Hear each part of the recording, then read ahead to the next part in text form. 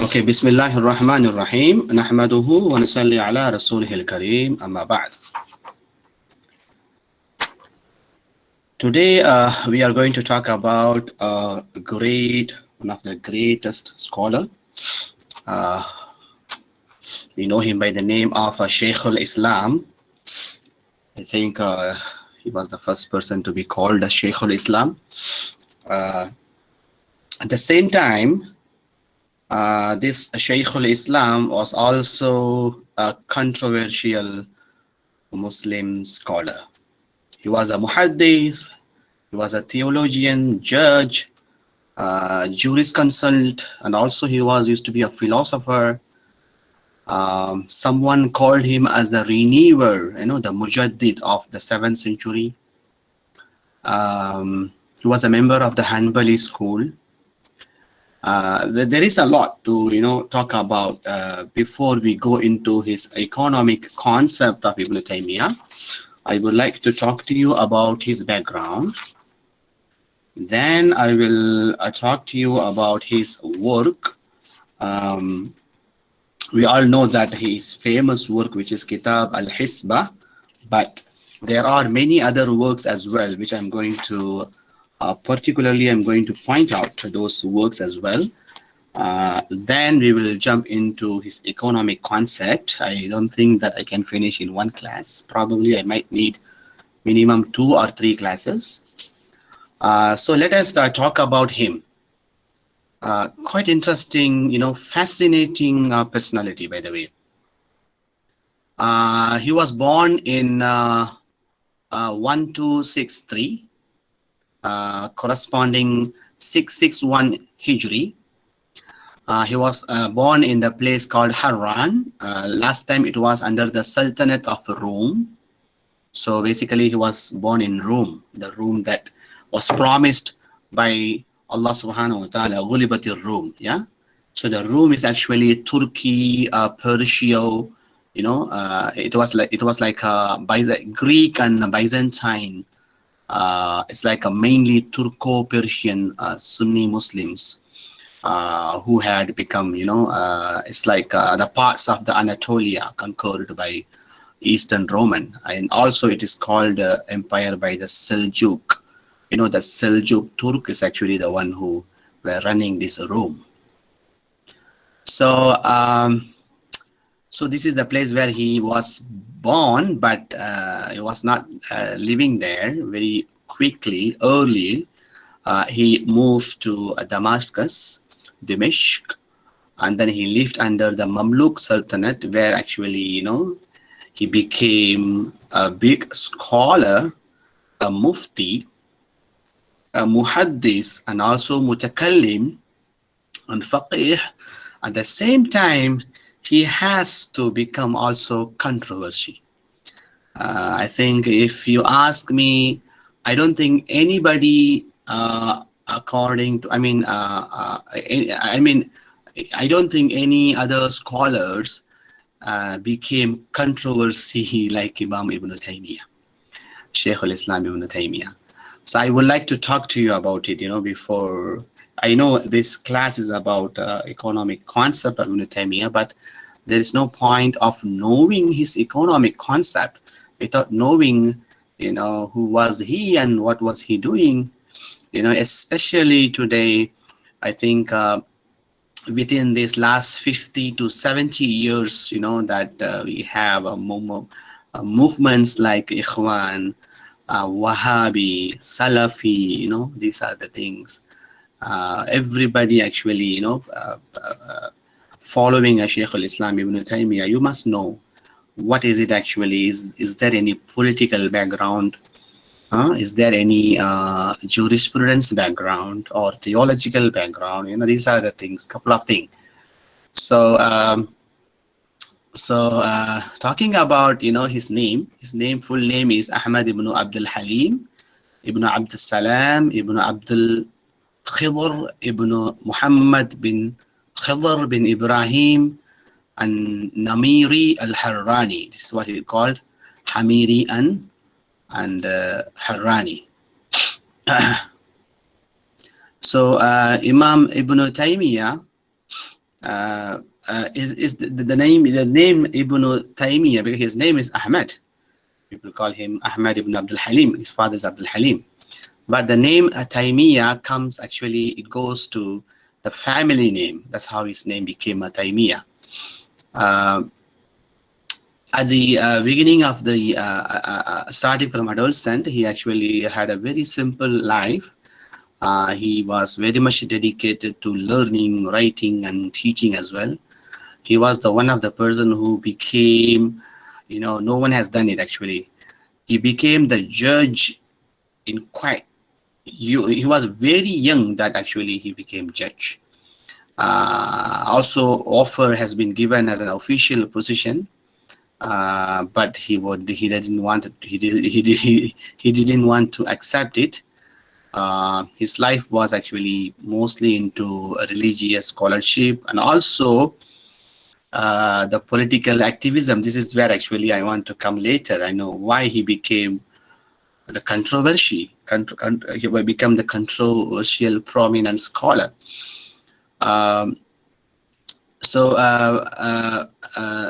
Yeah, he was there, and then he moved to Damascus, and then his education, mashallah, he learned from so many scholars as well.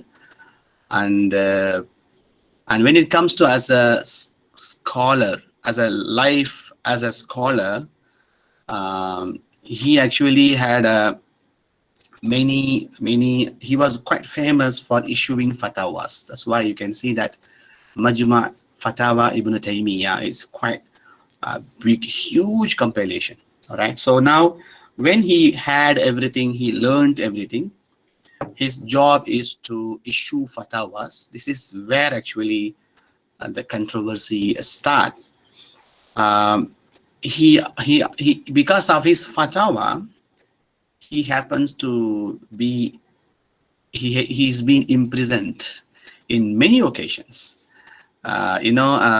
Because of he was living under the Mamluk dynasty, and then there were Mongol invasion were happening around.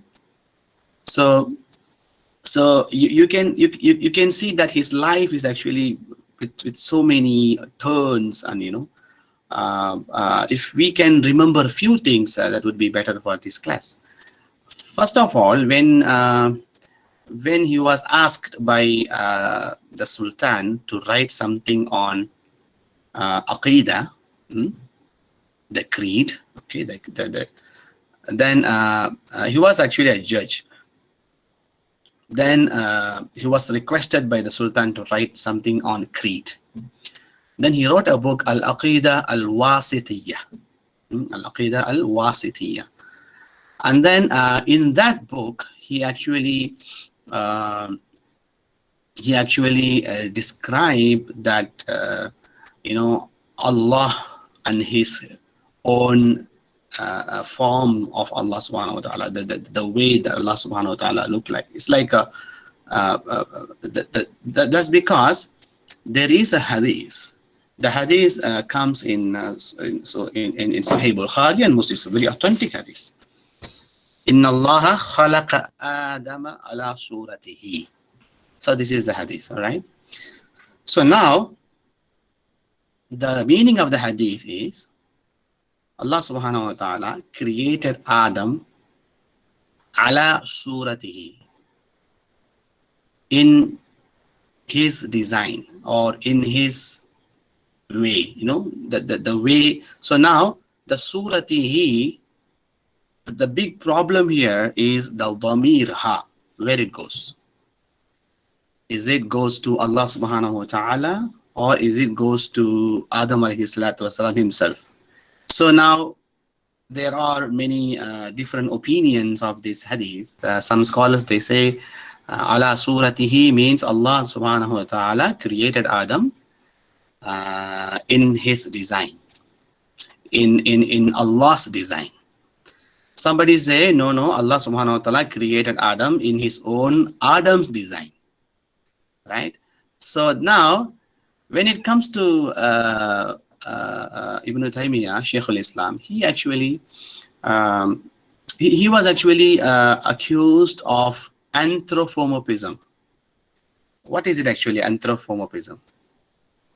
Anthropomorphism is actually, if you look into the recent developments, I think it's very quite easy to make you understand. You know, you make something, let's say there is a thing which is not human, but you make it humane. It's like humanizing characters. For example, there is a Tom and Jerry, there is a Bunny, there is a Mickey, all right? So they are not human, but you know, sometimes they laugh, they cry, all right? Sometimes they you know, they do like human being doing. So this is what we called anthropomorphism. So Ibn Taimiyyah was accused of this. He especially the Ash'ari scholars who accused Ibn Taimiyyah when Ibn Taimiyyah was 42 years old. And then he was, of course, there were some support, and then he was given at the same time, even though he got some support, still because of the law, because of the scholars of that time. The reason why Imam Ibn Taymiyyah was present is because of telling the truth, saying that Allah subhanahu wa ta'ala created Adam in Allah's design, but it doesn't mean that you, me, and Allah subhanahu wa ta'ala, we look alike. You can see the Quranic verse, وَهُوَ السَّمِيعُ الْعَلِيمُ لَيْسَ كَمِثْلِهِ شَيْءٌ وَهُوَ السَّمِيعُ الْعَلِيمُ, meaning to say, there is none is like Allah subhanahu wa ta'ala, but at the same time, he can listen and he can understand. So now, you and me can understand, can listen, can see something, right? That characteristic, we got it from Allah subhanahu wa ta'ala. You know, understanding, seeing, you know, the sense actually, we got it from Allah subhanahu wa ta'ala. It doesn't mean that, like what my people back in India, they did. It's called monism. So they don't know how God looks like, and then they built idols. They built idols like human. Like if you go into one idol like Shiva or Vinayaka, and then you will see that the Vinayaka look like a half elephant and half human. And then the Shiva is look like exactly like human being. And then Krishna, whoever it is, you know, the people back in India, they don't know how God looked like, and then they put human as a God, and then they say, okay, 2 hands, 2 legs, and a head and everything. But that is not actually what Imam Ibn Taymiyyah are trying to say.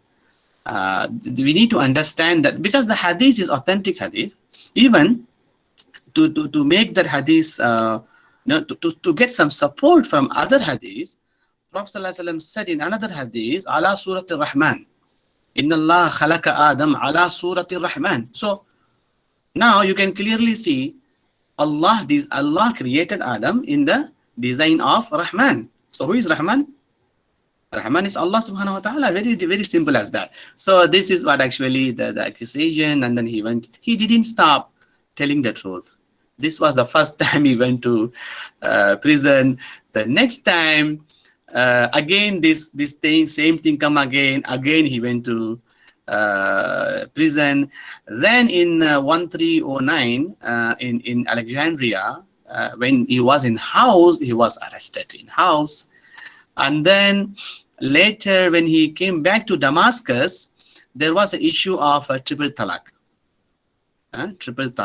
So now the thing is whether this triple talaq, you know that, right? So now, recently we had a big issue back in India because the government they interfere about Muslims' personal law, and then they talk about it, whether they said that triple talaq, the talaq is actually a kind of injustice to this and that. So now when it comes to Imam Ibn Taymiyyah, he actually talks about it. He says that triple talaq cannot happen. If it happens, it's only considered as a 1 talaq. It cannot be triple. And then he brings all those. So now, here when it comes to triple talaq, you have there is no ijma in triple talaq. There are maybe like half of them, they say majority, maybe not everybody, maybe a big number of ulama, they say triple talaq will happen at the moment immediately. But most of the scholars that I know, like Imam Ibn Taimiyyah, Ibn Qayyim, so many other scholars, like Ibn Baz in Saudi, you know, many other scholars, they say it won't happen. It considered as a one talaq. So of course, for both of them, they have their own. They have their own dalil, you know, the evidences. But that is that's why it's a very controversial, complex topic to talk about triple talaq. Anyway, and then because of that, he has to go to prison again. I think around 2-3 years, you know, he was in prison. He's supposed to be out, but because of some other victory of the Mamluk dynasty, they forgot that he was in prison. Then he kept staying. Then he came out again. Again, there was a big issue of, you know, this. He was quite against of those awliya, the tasawwuf, the people who go and visit the dome of the awliya. You got what I'm saying? The ziyaratul qubur. So now he gave the fatwa saying that, you know, this is haram to go. Even he mentioned about Medina. You cannot make yourself that you know, going to Medina is far better than going to Makkah. You cannot say that, because Makkah is the Baytullah. Of course, Medina is where Prophet ﷺ lived. But if you look into Hajj, the rules and policies of the Hajj, you cannot see that, you know, this is one of the obligation that you should go to Medina. Without going Medina also, your Hajj will be completed. But nobody do that, because everybody wants to go to Medina. It's just for the love of Muhammad sallallahu alaihi wasallam. But that love cannot become ibadah. Love is different. Ibadah is different. So visiting Prophet sallallahu alaihi wasallam is not the ibadah, is the love. So these are the things, you know, that the controversial topic comes again because of that. At the age of 63, he has to go again in prison. But look, every time he go to prison, he never stopped writing. Every time, you know, in fact, while he was in prison, he wrote so many books. Then once he said, they took his pen away from him. Then he started writing using the coal in the prison. And then he took all whatever the places, the wall, and whatever it is. Then again they wanted to push him, and then they said, you cannot write anything at all. Then he said, okay, now you have prisoned me. Now is the real prison, because before this, in fact, you put me in prison, but he was able to write. When the moment that he was not able to write, and then he said, okay, now only you started put me in prison. So that kind of, you know, very passionate and marvelous personality, Imam Ibn Qayyim. Look at his students, subhanallah. Imam al-Zahabi, Sheikh al-Zahabi is actually one of the muhaddith. His student is actually Ibn Hajar al-Asqalani, another great scholar, the one who wrote a very great sharh for commentary for Sahih Bukhari, Fath al-Bari, sharh Sahih al-Bukhari. So Zahabi is actually a student. Ibn Qayyim, you know that, subhanallah, great scholar. Al-Mizzi, Ibn Abdul Hadi, Ibn Muflih, you know, so many actually, in this way. So this is what actually I want you to know about Imam Ibn Taimiyyah. And then I want to tell you about, you know, the work that he has done with regard to economic concept. It's not only Kitab al-Hisba, there are many other books as well. Let me just read for you. Ibn Taymiyyah's book, he wrote many economic concepts in Majmu'a Fatawa Sheikh al-Islam, short we call MFS, Majmu'a Fatawa Shaykh al-Islam. And then, of course, Ibn Taymiyyah has a book called Al-Hisba. Then also Ibn Taymiyyah has a book called Majmu'a Rasail. Majmu'a Rasail, collection of his treatises. And then another book, a very famous book written by Ibn Taymiyyah, the name is As-Siyasa Ash-Shar'iyyah. As-Siyasa Ash-Shar'iyyah. This one is actually the political Sharia. Then also Imam Ibn Taymiyyah wrote a Kitab At-Tawassul wal-Wasila. Tawassul wal-Wasila. This is also, there are many points, economic points, concept are available. Also another book, Ibn Taymiyyah, Iddatu Ad-Dalala fi Umum Risala. Iddatu Ad-Dalala fi Umum Risala. So these are the work this great scholar has done. So I think you can read these slides by yourself about his life, and then the intervention, the invasion of Mongol, his studies, jurisprudence and kalam and everything. You already have the slide, so I didn't want to read for you. You can understand, you can read as well. All right. So this one is here. Okay. Now let's go to his concept, his economic concept. There are so many to cover. Perhaps let me start with few. Then inshallah we'll continue in the next class. Okay. The first concept that I want to talk to you about, Ibn Taymiyyah's concept, is actually just price. So we will be talking about just price, market mechanism, and price regulation. This is something quite interesting because of considering his timeline, considering his period of time, and then considering the previous scholarship in this. Okay, when Imam Ibn Taymiyyah talks about just price, he brings a very good term. It is called Thaman al-Mithl. You see, there is a Thaman al-Mithl. This is actually everybody talks about it. Sorry, this is not Ibn Taymiyyah. This is everybody talks about Thaman al-Mithl, which means price of equivalent. Price of equivalent. Every single scholars before him, they talk about it. But what is it actually Imam Ibn Taymiyyah brings as a different in a plate? It's actually compensation of the equivalent. It is called Iwad. Iwad is actually Ain, Waw, Da. Iwad is actually a compensation. The compensation of the equivalent, something that should be measured and assessed by its equivalent. This is the essence of justice. This is what actually Imam Ibn Taymiyyah says. What does it mean? It means that that those days there are so many financial contracts and so many financial interactions. It's not about only buying and selling. If someone killed someone by mistake, if someone injured someone by mistake, all right, if someone lost his share, so and then in fact the collection of taxes, the collection of zakat, and then the administration of waqf. So there are so many things where actually finance play a bigger role.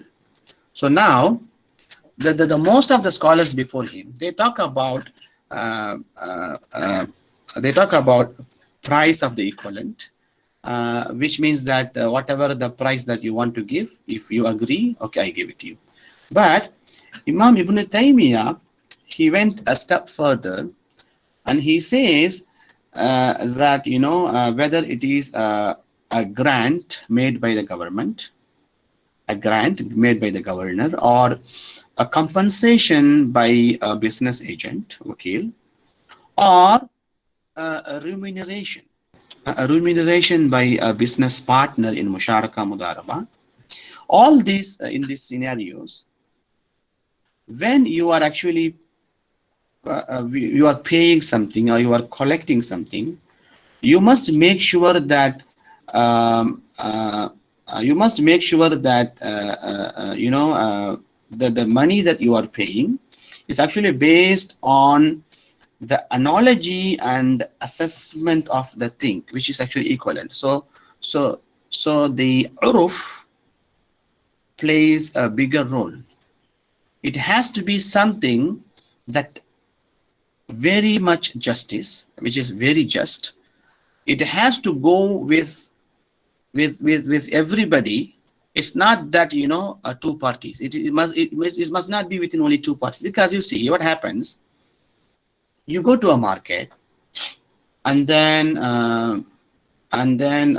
you have something that you want to sell. Maybe you have used phone, and then you want to sell it. You actually need some money. Now you are required to need some money, so you have only your phone with you, and then you're going to the market, and then you say, I need money, so I want to sell this. So now the person who wants to buy your phone,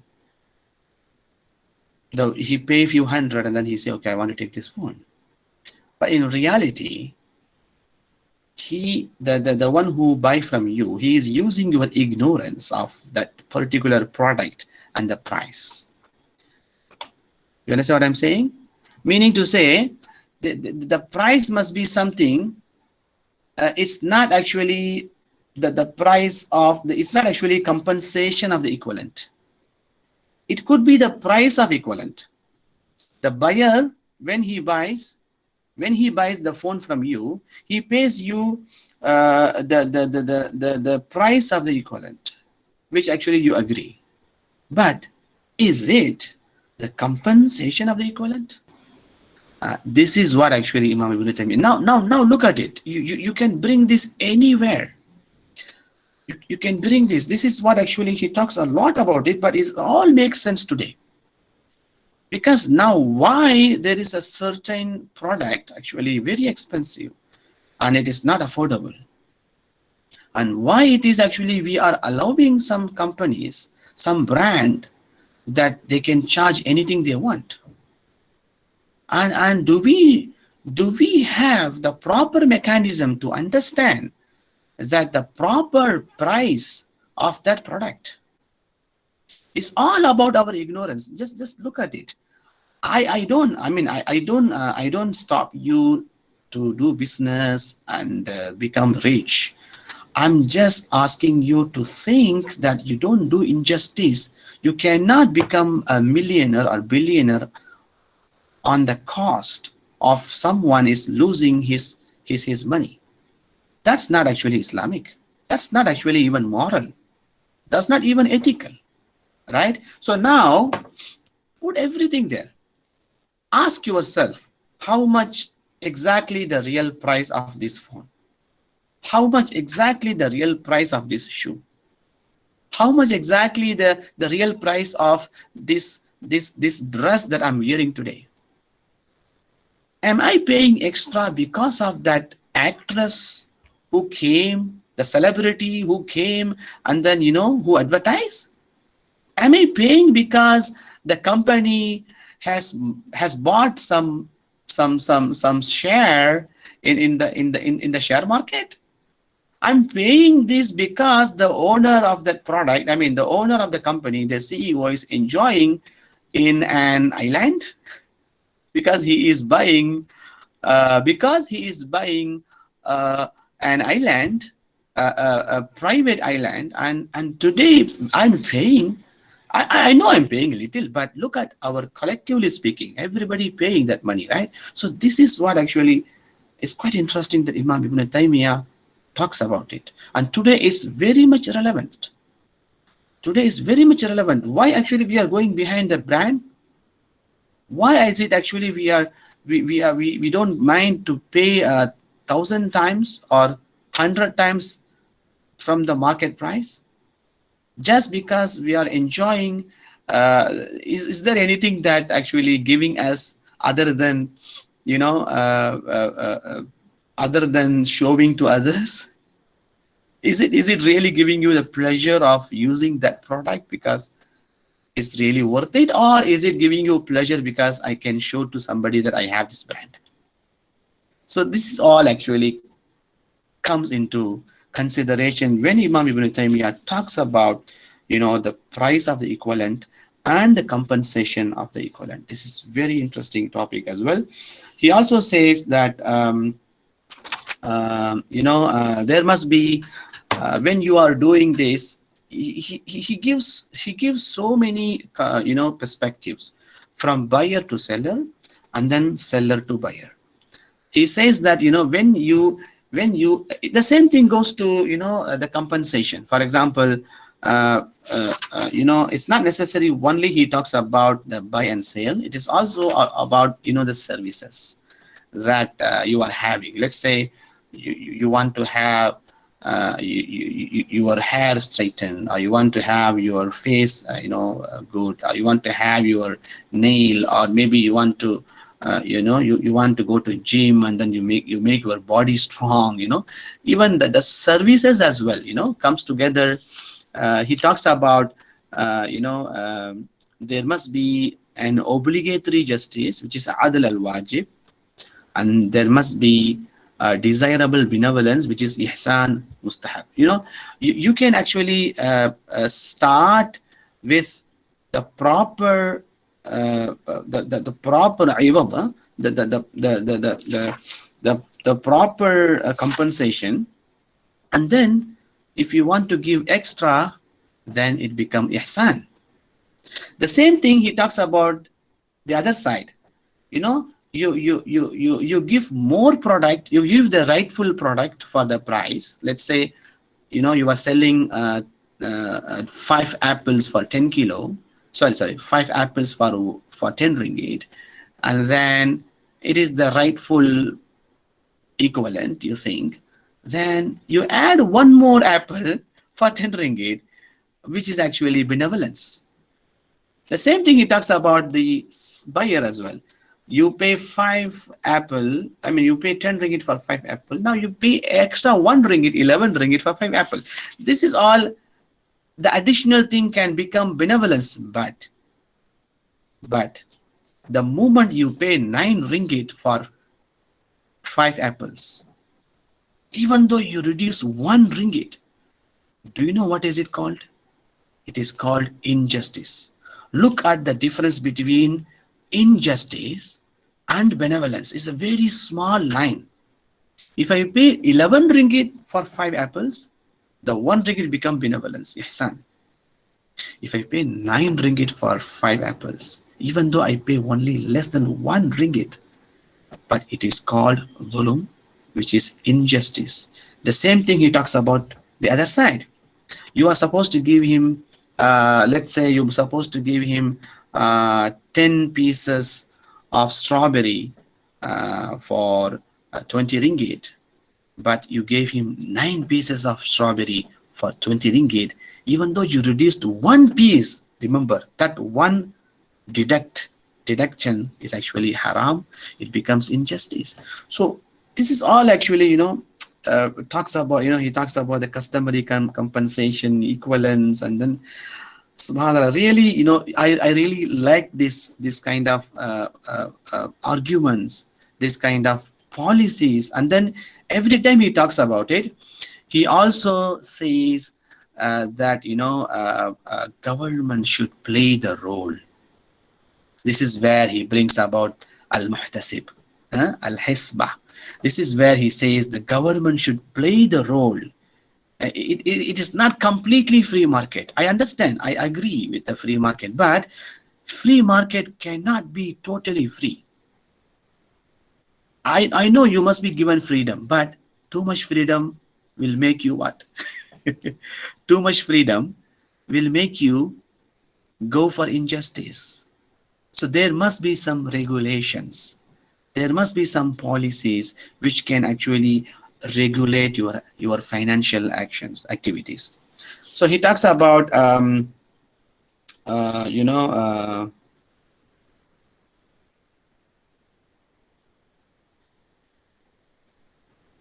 he talks about the accepted customary compensation. Also he talks about the expressed as price of equivalation. So So there are so many things like that. You know, he talks about, you know, the compensation of the equivalent is a relatively durable phenomenon, and that durable phenomenon must be established from the custom.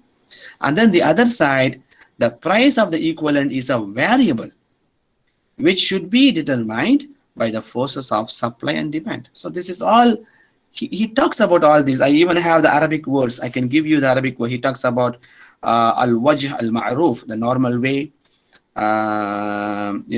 He talks about the kasratul nas, which is the increasement of the population. He talks about the shortage of the goods or due to increase of the population. So all these things are here. Okay, I think this is about just price. I think you can read the thing that I told you just now. It is in the slides already. All right, you can go through the slides. So please read the slides after the class. All right.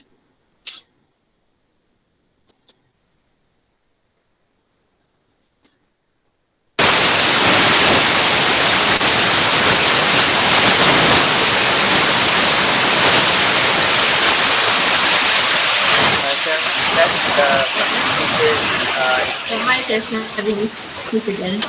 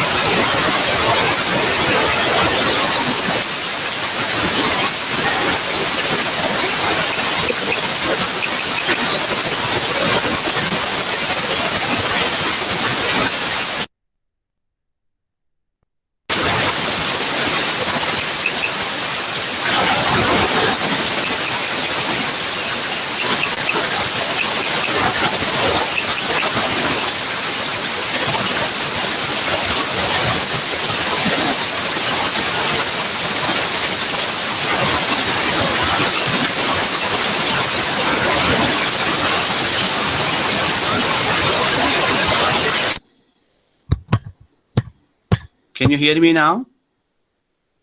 Yes, no, it's fine. Okay, thank you. Sorry about the technical issue. Okay, so I was telling you about, he talked about the just price. Now he talks about the just wage. Look, from here he talks about the wage. So now when it comes to wage, the same, argument he brings. The equivalent wage, the wage of equivalent, and the wage of compensation, the compensation of the wage. In order to define ujratu al-mithl, he talks about, the labor must be treated as a commodity. I think this is something that Ayman was asking the question. I didn't read your question yet. Maybe if the answer is there, is okay. If not, I will answer you back. Okay. So he talks about labor must be treated as a commodity, and it is also subject to the same economic laws of supply and demand. What will happen if the entire the carpenter, the entire plumbers, the entire electricians, or entire farmers, they don't want to work for you? They do not want to work on that wage. What might happen? There might be, we call it strike, isn't it? Back in India, it always happens. The teachers have strike, the bus drivers have strike, the carpenters, the auto drivers, the taxi drivers. Suddenly, all Right now, the farmers are having a strike, right? exactly. Oh, you got the news, yeah. Oh, Yeah, that's why the whole world is having a shortage in vegetables. many problems. That's because of, that's the thing, we have these issues keep on going. I think so. Now Ibn Taymiyyah talks about it in his book. He talks about it, in if that is the case, because injustice should not happen. So as a muhtasib, the government should come in and they should fix the rightful price. You see what happened? Uh, this is what happening. Let's say I have a problem in my washing machine. Yeah, it happened to many. It also happened to me. So now I want to repair my washing machine. So I'm not expert. I don't know what's the problem. I've been trying here and there. So I have to call someone. So that's someone asking me what's the problem. And then he says, okay, I'm ready to come, but you have to pay me 150 ringgit. Plus you have to pay whatever the repair. Then I have no choice because I don't have anybody. I'm calling him and asking him. And then he said, I will come, but you have to pay me because I have to come to your place, your home, because I cannot carry the washing machine. You have to pay me 150 ringgit. I will come and check and if there is additional repair needed, then you have to pay extra according to your repair. Because I was not able to describe what is the problem. He comes, and then he check. You know what he do? He look at the plug, the extension plug. There is a small fuse which cost only 1 ringgit. He takes out the fuse and then he put it back, and I have to pay him 151 ringgit just for that job. 151. No, I'm not actually, simply, criticizing him. But look at because now for a washing machine, I'm ignorant of what is the problem because I'm not the expertise. Why is it that I've been pushed to spend 150 plus 1 ringgit for that fuse? The fuse that, it will be in that in that plug. You will see there is a small fuse. You have to open it and then take the fuse and put it back in that plug. I'm not talking about the main fuse. I'm talking about the plug fuse, if you know what I'm talking. It cost only 1 ringgit. And he finished the job in 5 minutes. so he brings me the invoice. Just imagine, just imagine. So this is what actually, if you have to be like this, I don't think you will have any savings for your necessary. Now I will be, if I'm doing this quite often, let's say I'm doing it for my TV and then for my refrigerator, and then every month I'm doing this, and then what might happen to me? This is what happened. I will not have money for my necessity. So this is one example I wanted to give it to you. And also there's another thing about, talking about this equivalent and the proper compensation of the equivalent. I just remember one very great story I want to share with you. This story, I think some of you may know about it, the story of Prophet Sulaiman and Prophet Dawood. See what happened. There was a shepherd, all right, and there was a gardener. Both of them, they came to Prophet Dawood, David. He said, Prophet, because Prophet was a king, actually, Prophet King David, yeah. So they said, okay, this is what happened. His goat, the goat of the shepherd, ate all my grapes. The grapes means not actually a big, it's a small grape garden, but goat, they like grapes. The goat, they like it, and then they ate the grape. I mean, they ate. And then he came and saw everything. There is no grape, and then he came back, and then he has to give the verdict. Look at the verdict of the King Dawood. Prophet Dawood said, okay, since the goat is the one who destroyed your grapes, so take the goat. Take the goat. It's because as a compensation, as a price, you take the goat. Then It looks like, okay, the gardener was quite happy to get the goat. But the other side, the shepherd was not happy. And then it was not shepherd's fault. It's a goat's fault. It is not the shepherd is the one who actually ate all the grapes. It's the goat. Now look at the wisdom that given to the Sulaiman alayhi salatu wasalam. This is what Allah subhanahu wa ta'ala says in Quran. The story is not there. I'm just giving you from the tafsir. I learned this morning the story. Someone told me over the MP3 voice. So now the Sulaiman alayhi salam says, Father, I have a verdict. I want to share with you. Okay, go ahead. You give the verdict. Now Sulaiman says, you keep the shepherd. He talks to the gardener. He says, okay, you keep the goat, but you give your garden to the shepherd until the shepherd recreate your garden. Until let him work until he recreate your grape, maybe for one season. Yeah, he will work hard, and then he will do the farming. He will do some farming kind of things, and then he will recreate your garden.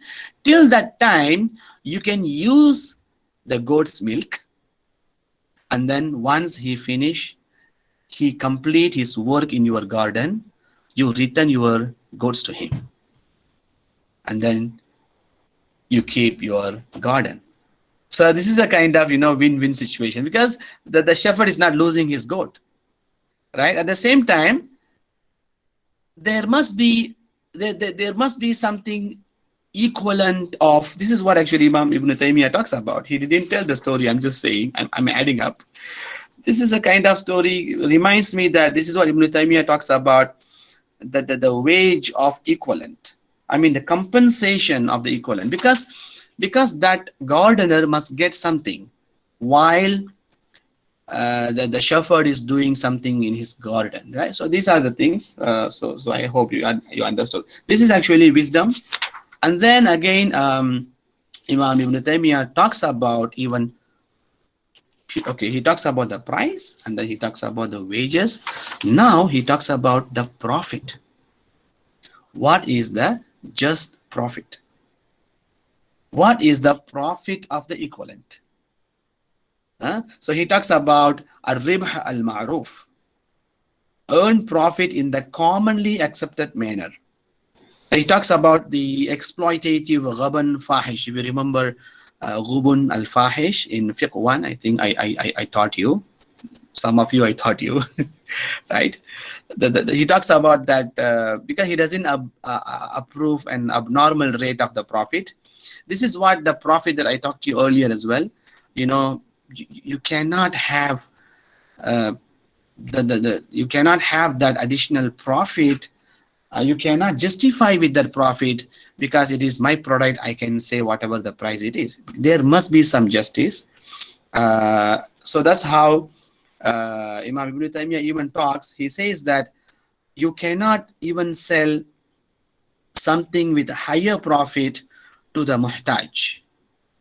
Meaning to say, if you are selling something quite necessary things, let's say the food, drinks, the necessary needs, the zaruriya, you cannot sell to someone who is actually needs the zaruriya. You cannot sell more than the affordable price. A trader should not charge from, and this is very important as well, a trader should not charge from an unaware person a profit higher than he charges from others. This happens, when it comes to usual people come to the shop, you have a price. Suddenly, if someone comes new, and then you charge double, or you charge extra 10%, 20%. This is actually something even Prophet ﷺ said. He actually referring to an hadith as well, saying that this is also Prophet ﷺ says that to charge a very high price from an unaware person is usuri, is a riba. This is what he claimed that this is from Prophet ﷺ. It's called a ghuban al-murtasil riba. To charge a very high price from an unaware person is usuri. And then so these are the things. He talks about the market mechanism as well. The market mechanism, he talks about the two. Let me show you the slide. Yeah. He talks about two sources of supply. One is the local production, and then he talks about the import of the goods. He used the Arabic word like ma yukhlaq أو يجلب من ذلك المال من ذلك المال المطلوب. He also says that rise and fall in prices are not always due to an injustice. It sometimes happen because of the desire. He agree with the desire of people. He talks about the if desire for it decreases, the prices rises.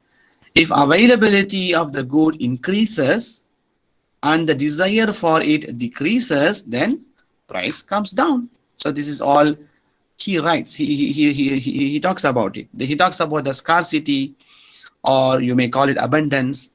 Not necessarily it has to cause by the action of any individual. Sometimes it may happen because of the hoarding. It might happen, but not necessarily all the time. It has to be planned. Not necessarily it has to be planned. Sometimes it's because of the people's desire. That's because God is the one who creates desire in the hearts of the people. All right. Also, he talks about there's 7 factors which I wanted to tell you. Okay, he talks about the there are some of the factors that affect demand and consequently the prices. What are the factors that can affect demand and the prices? The first one, he says that the people's desire, which is ar-raghba. All right. The next one, he says the number of the demanders. It's called tullab. Tullab means demanders. The next one, he says, is also because of the strength or the weakness of the need. Someone might need, but not much. Someone might need, but very much. Also, the size of the need. Yeah. Also, the price also can differ, can vary according to the quality of the customer. Sometimes the customer who wants to do immediately the barter exchange, it could be the factor.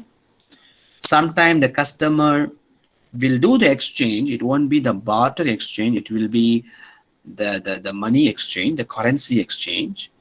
It might also bring some differences. It might be it might be the factor, or the customers can also pay late, which is actually delayed payment. Because of the delay in payment, also it also can become the factor.